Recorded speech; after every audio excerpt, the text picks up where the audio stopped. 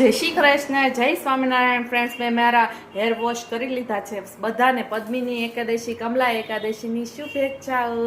જય શ્રી કૃષ્ણ, જય સ્વામિનારાયણ ફ્રેન્ડ્સ. આજે આપણે પૂરો દિવસ ફરાળ જ કરવાનો છે. તમે શું શું ફરાળમાં કરવાના છે એ હું તમને ડેલી રૂટીન બતાવીશ, કિચનની અપડેટ બતાવીશ. મિતાંશ બધાને કહી દે જય શ્રી કૃષ્ણ, જય સ્વામિનારાયણ. મિતાંશ ઉઠી ગયો છે, નાઈ કરી લીધું છે. હવે થોડુંક ઘણું જમશે. બસ જો આ આપણે સાબુદાણાની રકાબી છે એ હવે આપણે તળીએ છીએ.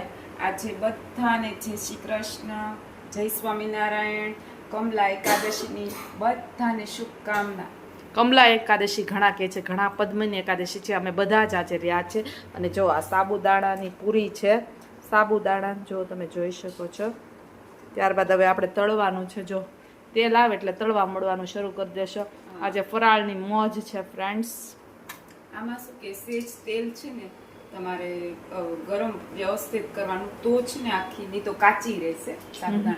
આપણે જો અહીંયા બટેટાનું કુકર મુકાઈ ગયું છે, બટેટા બફાઈ ગયા છે. બટેટાની સાબુદાણાની ખીચડી કરવાની છે. અને મીઠાની માટે આપણે આ દાળ ભાત પલાળી દીધા છે, જોઈ શકો છો. આ ભાત અને દાળ, કારણ કે એ તો એટલું ફરાળ ન કરી શકે એને માટે દાળ. અને સવારના પહેલા છે ને ઉઠીને શું કામ કર્યું છે ખબર છે? આ સાબુદાણા પલાળી દીધા, કારણ કે 3-4 કલાક તો પલાળવા જ પડે, તો વ્યવસ્થિત થઈ જશે, કાચા રહેશે. ચલો કિચન અપડેટ તમે જોઈ લીધી. આ બટેટાનું કુકર થઈ ગયું છે. હવે જો સાબુદાણાની આ પૂરી કે સાબુદાણાના પાપડ, અમે રકાબી કહીએ છીએ. અમે લેવા જાય ને કરિયાણા વાળા ભાઈ એમ કે તમારે સાબુદાણાની પૂરી કયો ને તો અમે કે ફરાળી ભૂંગળા છે એ તળવાના છે. એટલે તેલ આવે એટલે આપણે તળી નાખીએ, બરાબર છે. પેલા સાબુદાણાની પૂરી તળી, હવે ફરાળી ભૂંગળાનો વાળો છે. થઈ ગયું છે, ગરમ થઈ ગયું છે. હવે આપણે ફરાળી ભૂંગળા તળીશું. સરસ મજાના જો ફરાળી ભૂંગળાની મોજ છે આજે.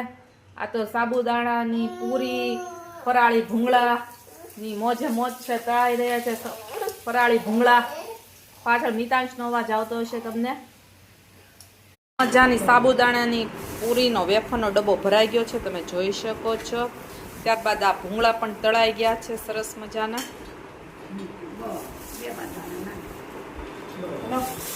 અને બટેટાની સૂકી ભાજી કરવાની છે, એટલે બટેટા છાલ કાઢીને સમારી નાખ્યા છે. હવે આપણે વઘારવાના છે. ત્યારબાદ આ સિંગદાણા છે એને પણ ક્રશ કરવાના છે. આપણે સૂકી ભાજીમાં સિંગદાણાનો ભૂકો નાખીએ છીએ, સાબુદાણા નાખીએ, મરી નાખીએ અને મીઠું નાખીએ અને આપણે વઘારશું.